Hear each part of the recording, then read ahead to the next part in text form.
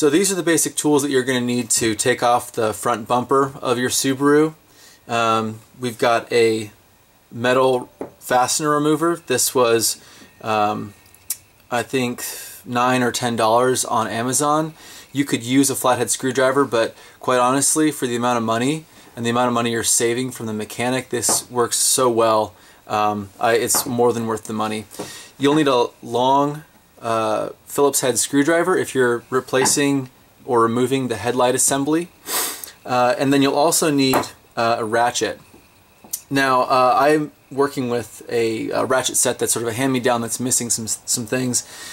This works just fine. It's a 30 seconds, whatever that means. But I know that the Subaru is all in metric. This works close enough, but if you've got a full set, you'll be able to find what works properly for you.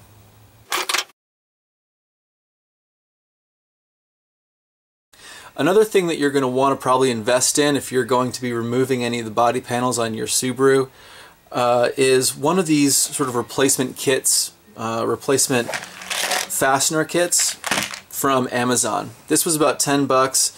Dr. Rock. I find that you know, these actually were really great. The plastic's high quality. I was doing some work when it was really cold outside. I was worried about cracking these, working with them, getting them on and off, and no problem. So highly recommend the Dr. Rock. You can see there are a bunch of just different sizes. Some are the Phillips head tensioners, and some are just the simple pressure snap tensioners. You know, absolutely worth the 10 bucks to pick them up. Alright, so the first thing you're going to want to do is obviously pop the hood.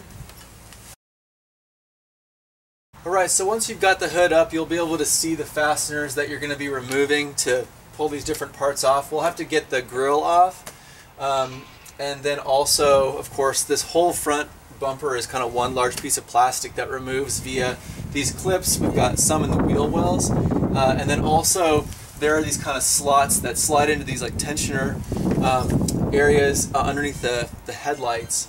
One thing that I'm going to do is, of course, put a sheet of canvas down, because not only am I going to be laying down, getting under the car, but also, you know, the whole bumper is going to come down, and I'd rather sit on some plastic or sit on some fabric rather than to sit on the cement here.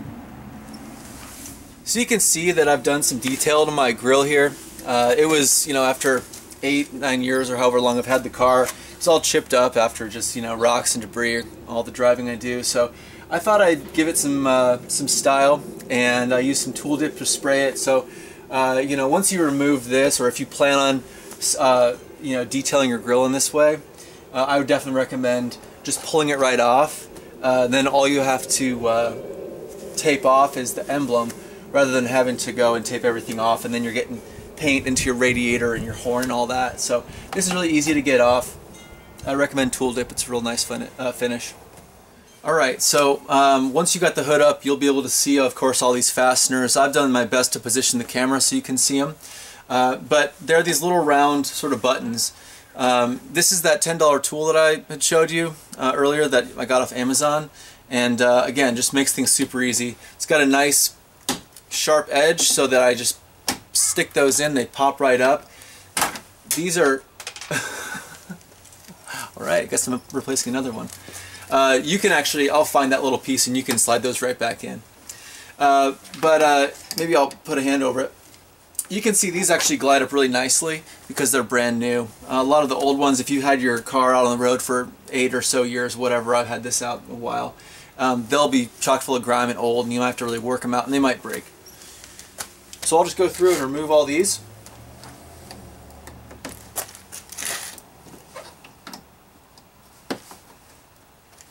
So you'll also be able to see some fasteners on the inside, kind of right where the air intake is too. So I'm going to go through and pop those as well.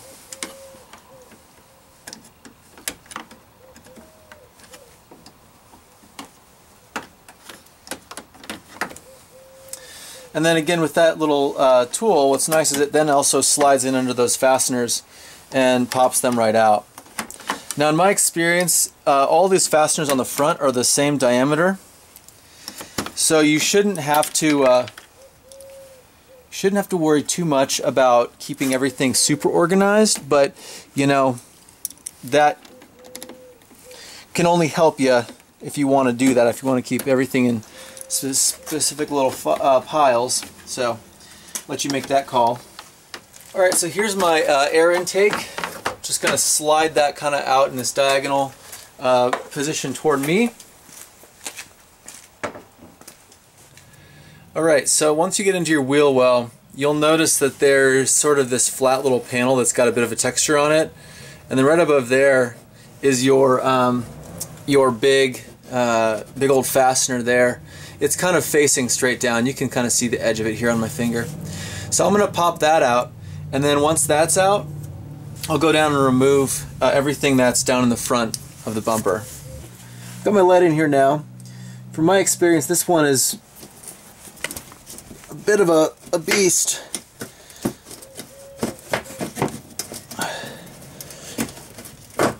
There we go. Came out easier than last time. Alright, so now that I'm down on the ground, I'll be able to see 3 more clips, or compression fitters. 1, 2, and then 3. As I go around the front of the car, I'll see more fasteners, especially on this front skid guard.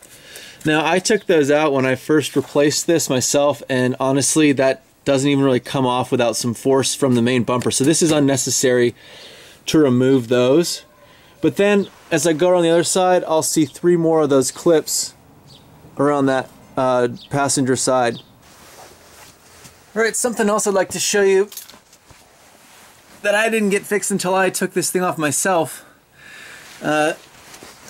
is that the sort of where this bottom plate meets the bumper, there are these little fins that actually slide in to the bumper in between the fasteners.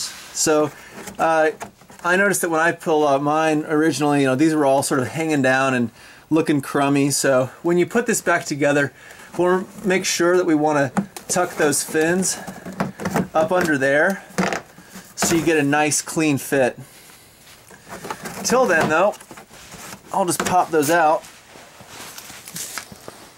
Alright, now that our fasteners are out, we will be able to sort of pull this bumper off. You'll see, of course, that it's one giant piece coming straight back with this line or this seam kind of coming back off the bottom end of the light. So really all it is just giving it some force, and it'll kind of come away from the body. So I'll move around and continue to kind of push forward a bit.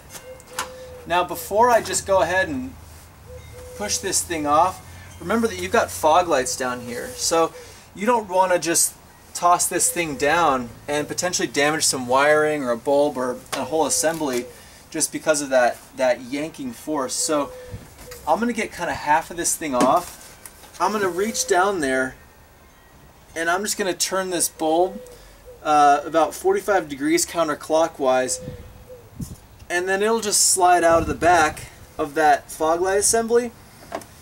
I'll just kind of set it down there on that sort of bottom plate.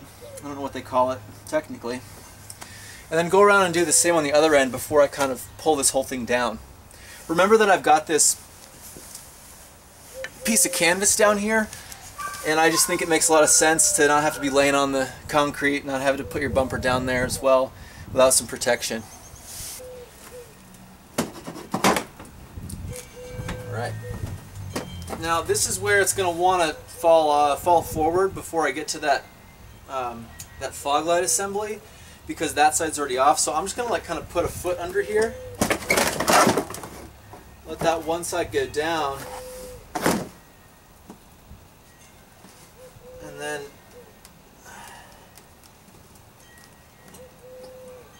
get my bulb out of here. Maybe easier said than done.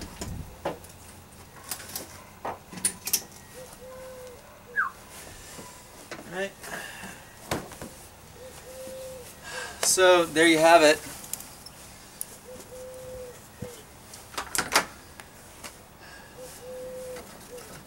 And once you get this bad boy off, you'll realize just how much plastic your car is comprised of. Okay, so I've got my fog lights reinstalled. If I were, of course, going to be replacing any bulbs in the headlight assemblies, I'd have those all fit and reinstalled. Now I'm going to sort of lift my bumper back up into place. What's going to sort of help you secure the bumper is getting it to getting these kind of flanges to kind of engage properly into those little slots in these headlight brackets. So I'm gonna go ahead and stand this thing up and pop it on, and I'll try and make it look as graceful as I can.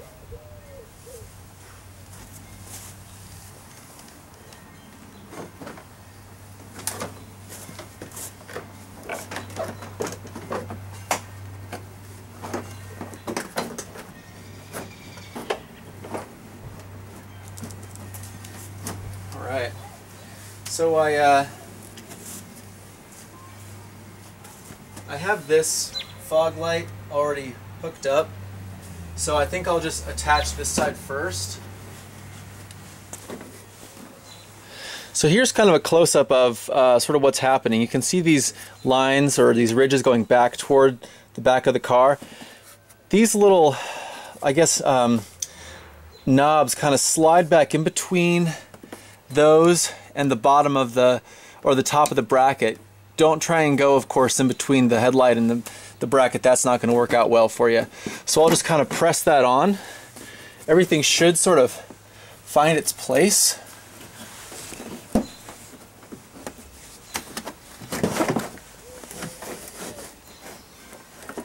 There we go. Yeah, so I actually only had this going in between the bracket and the light. So you'll kind of want to guide those on as well you can.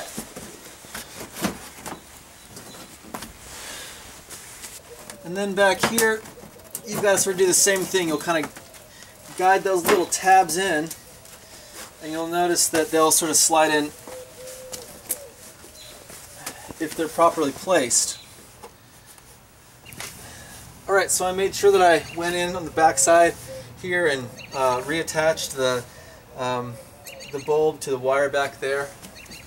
And then I'll just go around and do sort of the same thing, making sure these are all properly registered.